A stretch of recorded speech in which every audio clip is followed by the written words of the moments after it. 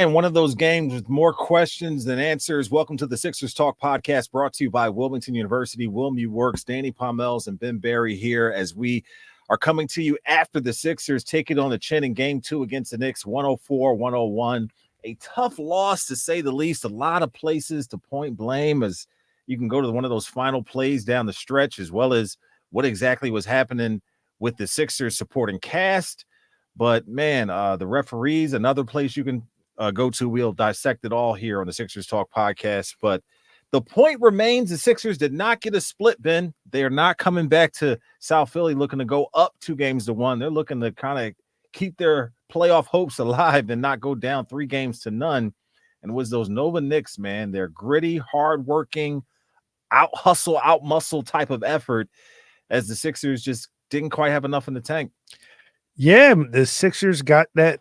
They got a big lead. They were up big, and the Knicks and a Tom Thibodeau coach team out hustled them. It wasn't as bad on the rebounds as in Game 1. It was a lot closer, 46-44 this time, I believe. But it was some hustle plays at the end of the game during the Knicks run in the third or fourth quarter, where the Sixers just looked lackadaisical, whether they will box someone out but not grab the rebound and things like that. You had big offensive nights from the big star players for the Sixers, Joel Embiid and Tyrese Maxey, but it wasn't enough, and they just needed more hustle plays and a little bit more points from just a third player, Lowry, Harris, Buddy Hield, Oubre, someone just to chip in a little. Yeah, man. I mean, for being questionable, Tyrese Maxey and Joel Embiid both were balling. Maxey with 20 in the first half, Embiid with the double-double. And Maxey almost had a triple-double in this game, but it just wasn't enough. And you could go to specific possessions, and it was just weird with the flow of the game and the momentum that the Sixers had built kind of wilted away in that third quarter. And I was frustrated just really by the lack of production from someone other than number 21 or number 0, because, listen, man, you got these guys on the Knicks, Hart, DiVincenzo, and Brunson playing their what off and getting to every loose ball or trying to, and getting the second chance points and the offensive rebounds, but it didn't seem like that same desire, want to, or as maybe some people thought the moment was a little too big for the Sixers supporting cast in that first game. I don't know what you say about this game, as so many guys who had a chance to contribute just couldn't. Tobias Harris ends up in double figures, but Buddy Hield didn't quite look himself in 15 minutes of action. His only 2 points he's ever scored in the playoffs, and they call it the second season for a reason, and it didn't quite seem like the Sixers supporting cast was up to the task, although I feel like Kyle Lowry was the third best player among anyone on the Sixers team just because of the intangibleness. He hit some big shots, caused some great turnovers. You just thought that when he was out on the floor, the ball was in good hands, made that nice extra pass to kind of get Maxey started in the beginning of the game when he hit those first 3 threes. Yeah, it was. Buddy Hield having 2 points is inexcusable. Need a little bit more from him. He was brought in to get some buckets to score the ball, and it hasn't happened in these 2 games in the playoffs yet. Kyle Lowry was the third best player from beginning to end for the Sixers. Tobias Harris, I know you'll be shocked and giving him some praise. I think his peak in Game 2 was higher than Kyle Lowry's. He had 2 big threes in the second quarter, but he didn't give the Sixers any points in the second half. He finished with 9 boards, I believe. But you need more than that. Regardless what the contract looks like, you team leader wants to be a vocal guy. You have to come up big. You have to add some. He played some good defense, but we need more. You can't just go out there, score 10 points in the first half. Consistent throughout the whole game. That's what the Sixers at least get to your regular season average. At least get there. Forget about going, 20 or 23 points that Ricky Batalico told everybody on the radio was going to happen. But forget about getting there. Like, it just was frustrating because so much of those things are stuff that you can control as far as effort and energy. And it seemed to be all going in Knicks' direction. A lot of momentum shifting plays and a charge here or there that the Knicks were able to come up with, the Sixers couldn't. We kind of looked at that last play that under the basket that really helped stem the tide and gave the Knicks the lead, where after Brunson hits a three, Kyle Lowry's inbounding underneath the basket. The 5-second call is bearing down on him, and Maxey makes a 6-spin move, getting double teamed to get open, but Brunson grabs his jersey to slow him down. The refs don't call it. They don't give Nick Nurse the timeout, which he's also calling on the sideline. Maxey kind of embellishes the fact that he's getting pulled, and that causes him to bobble the basketball, and it all deteriorated from there. Ends up with Dante DiVincenzo hitting the three. But sorry to come to you with this raw emotion, Sixers fans, but I'm feeling like a lot of you are kind of like jilted at the altar, because I thought we were coming home with a split. It turns out they're down 2-0, and their playoff hopes are on the ropes. Joel Embiid was confident after the game, though, in all of his sullen and downtrodden vibes. He got his head down and is like talking to all these microphones, but not even looking up. But he feels like they can win the series. Nick Nurse feels like they played better than game one, which they did, like you just said. And they're coming back to South Philly on Thursday with a chance to finally get a win in this series. They just need to hold home court. They got to hold serve and then try to steal one up in New York. You feel like the Sixers can win 2 in a row? Oh, the old saying is the series hasn't started until the home team loses a playoff game. Right. And hasn't happened yet. That's a big ask. Yes, the Sixers can play better, but the Knicks can play better as well. Like Jalen Brunson hasn't had a Jalen Brunson game yet. I think that's credit to the Sixers, it is credit to the Sixers. They guarded him really well. They have guarded him really well, but you also have to take that into account. Can the Sixers win both games? Yes.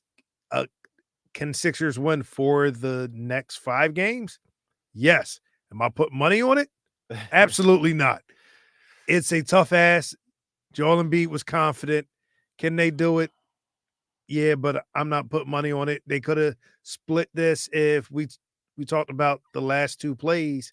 They ran the Hartenstein block on Maxey, which was a good defensive play. I'm pretty sure Maxey wanted to go to his right, but he had the opportunity.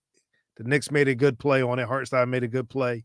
But that last play where Maxey, I guess he didn't get to his spot, didn't get the look he wanted, and he passed it like hot potato to Joel too late, and it wasn't a great look. And so, like, even though with all that, the Sixers, they lost by 3, and they're coming home down 2 games. They got to win this game on Thursday. No ifs, ands, and buts. They got to win this game on Thursday. Knicks fans like to travel too.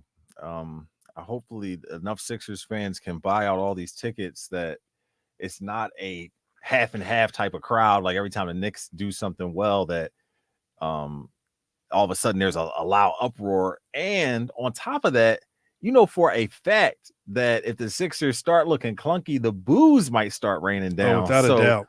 So not only will you have like a crowd that's like split because there's so many Knicks fans, but also the own home crowd could pile up on the Sixers, but they could use that as motivation, as Kelly Oubre has stated in the past, that he doesn't like to get booed and it makes him influences him to play better. But man, tough loss, very frustrating, particularly when you think about the referees, man. It just felt like there were so many opportunities and instances that seemed like they should have been no calls, or maybe calls against the Knicks that didn't go the Sixers' way.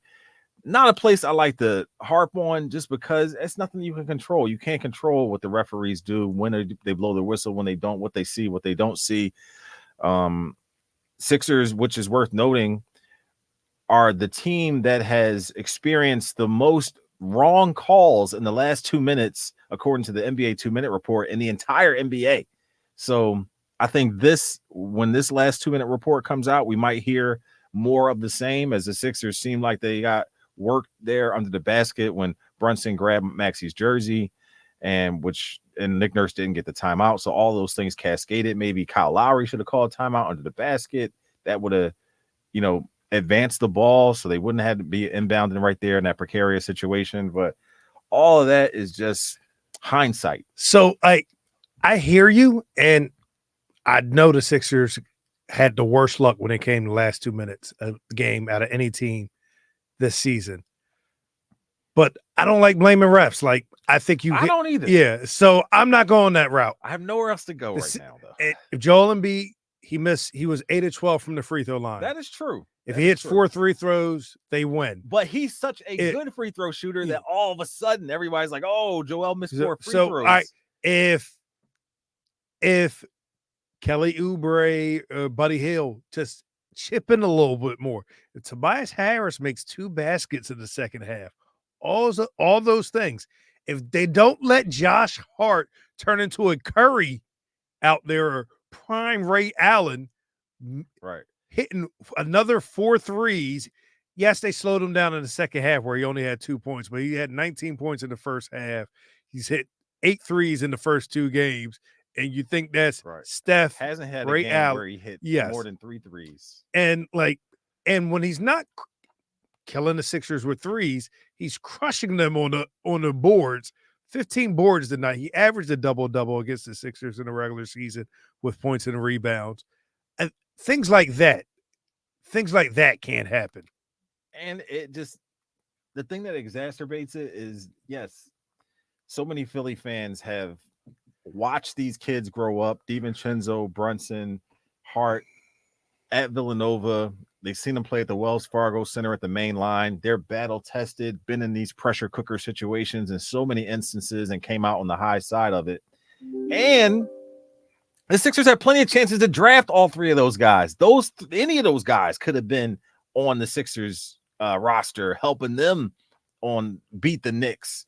But it just was not meant to be, not the case. And it's tough to take it on the chin in this way as the Sixers are down 2-0. I thought we were coming back to a split, but it just was not meant to be.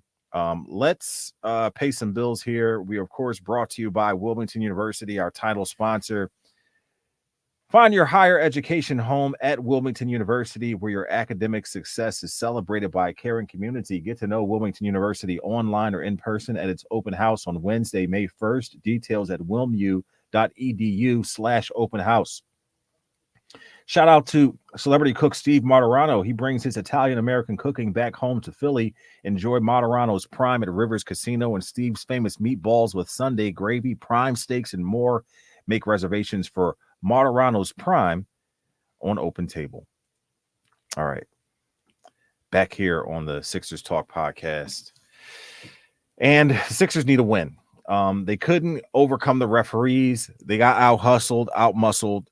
The team seems optimistic, though, and I'm going to hope that is where, they hang their hat, that they can look at the film and break it down and be encouraged. There was a report by Chris Haynes in the TNT pregame show that the Sixers were kind of fighting amongst themselves in the film review after game 1 because of all the opportunities that they didn't have because they were out hustled on the offensive glass and second chance points.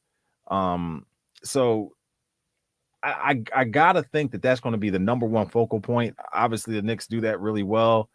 They're the second seed for a reason. They seem to have the better team than the Sixers, although the Sixers probably have the best 2 players on the court.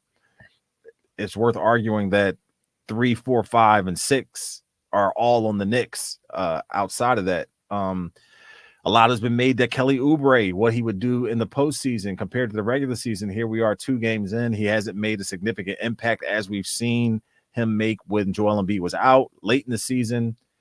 This is a Sixers team that was riding a great win streak into that game 1 game that is gone now. They need to bounce back, and they need to do it in a hurry, man. They really do. So game 3 Thursday here in Philly, I'm asking for, Shaq says it all the time, you do this in the regular season, you got to do this in the playoffs. Yes, ratchet it up a little bit. Yes, Maxey and B both had over 30 tonight. I need them to have at least 35, and which that little bit more means something. But after that, Harris, Lowry, Oubre, Hield, one of them has to get between like 12 and 18 points. What do you feel? That has to happen. So if one of the games is 12 or 18 points and Joel Embiid or Maxey over 30, that's the formula for success for you. Yeah. Everyone else chip in, but you can't have two guys over 30 then no one else over 10 points. Right. And just get out hustled. Like, so that's one too, the hustle. Like, they did better on the boards tonight and better on loose balls and things like that. But pick it up a notch. There's the Sixers are the bigger team. I don't know if they're the faster team, but they're definitely the bigger team than the Knicks. Yeah. They shouldn't be out rebounded. It was 46-44 this game. Mm-hmm. It was so not as bad as game one, but pick it up. The Knicks get so many second chance opportunities because they're getting all these offensive rebounds. Shout out to Josh Hart because of it. Then just loose balls. Don't let the defense intensity come down. Jalen Brunson, he hasn't shot well, but he's getting into the paint like prime Steve Nash and setting guys up with like beautiful passes. Hartenstein, McBride, Dante DiVincenzo. I almost called him the nickname, but I'm not sure if that's work appropriate. So yeah, like, look, just because Jalen Brunson hasn't had a great shooting game or hasn't shot the ball well these first two games, he's still impacting the game offensively. Yeah. Don't let him set other guys up either. You can't let that happen. Yeah, Brunson is killing them off that pivot. He's not the fastest guy in the world, so what he does is uses that spin move and that pivot to kind of get people off balance in order to find those little passing angles or those angles to the basket. Listen, Maxey was a rebound shy of a triple-double after being questionable coming in because he was sick. And B goes for a double-double with 6 assists. Maxey plays 44 minutes.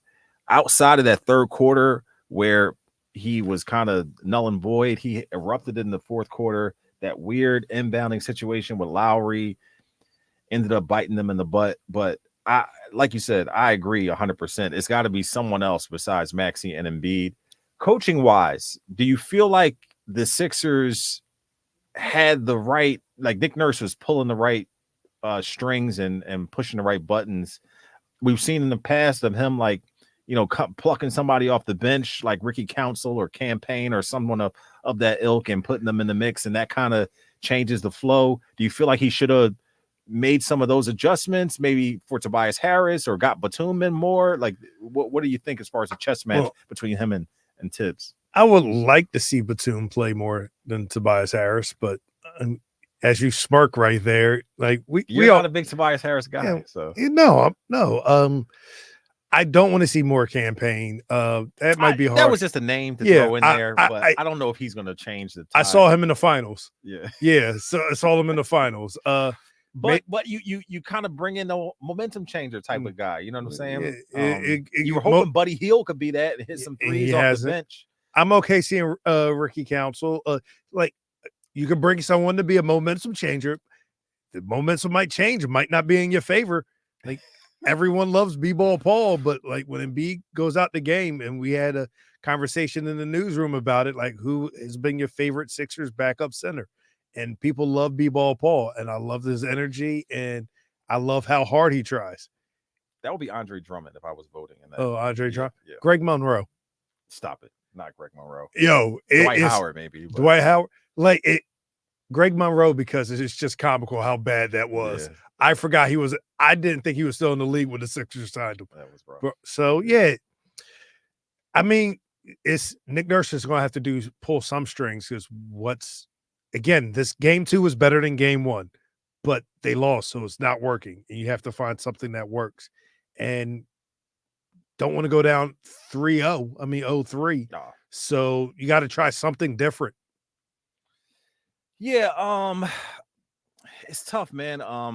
I feel like they don't need to try something different as they do finishing the plays, making sure that they finish the box outs and get to those loose balls. And, the Knicks just outworked them in so many areas of finishing those plays. So I think that would be the thing I'll point to. Sorry, I'm a little frustrated coming to you guys with this raw emotion. I'm recanting all these little plays and instances that happened during the game. And it's frustrating to see the Sixers put so much effort into bringing Joel back, the timeline works out where he comes in the beginning of April and is able to play 6 of those last 7 games, and they win a bunch of games in a row. They get out of the play-in, and here we are down 2-0 to the Knicks, a team that is very beatable, but yet the Sixers can't quite finish them off. But be sure to check out Noah Levick's work on NBC Sports Philadelphia.com. He is working hard to bring you guys the latest from the Garden. A lot of interesting thoughts and comments coming out after the game. We're here taping the podcast, so don't get to listen and enjoy as much of that to convey our thoughts on that. But we will come to you after Game 3 on Thursday. You think it'll be me and you, probably?